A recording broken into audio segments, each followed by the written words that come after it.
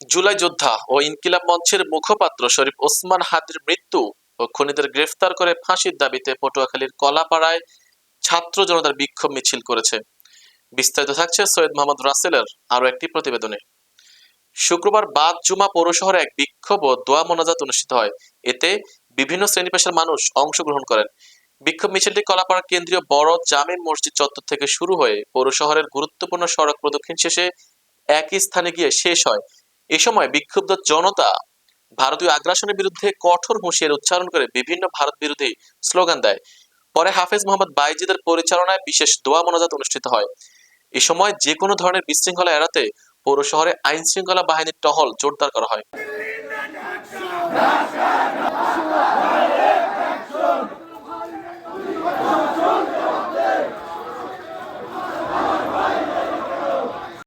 শৃঙ্খলাময় সে আজাদের রাষ্ট্র হিসেবে আপনি কবুল করেন।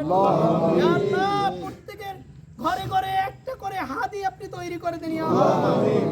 আল্লাহ হাদি যেভাবে ইনসাফের পক্ষে, ন্যায়ের পক্ষে সোচ্চার হয়ে তাজা রক্ত জীবন দিয়ে প্রজন্মকে হেফাজত করেন দুনিয়ার সকল অন্যায় থেকে। আল্লাহ সকল পাপাচার থেকে, পাপ থেকে আপনি আমাদেরকে মুক্ত করেন। আল্লাহুম্মা গফির ওয়ারহাম ওয়া আনতা খায়রুর রাহিমিন।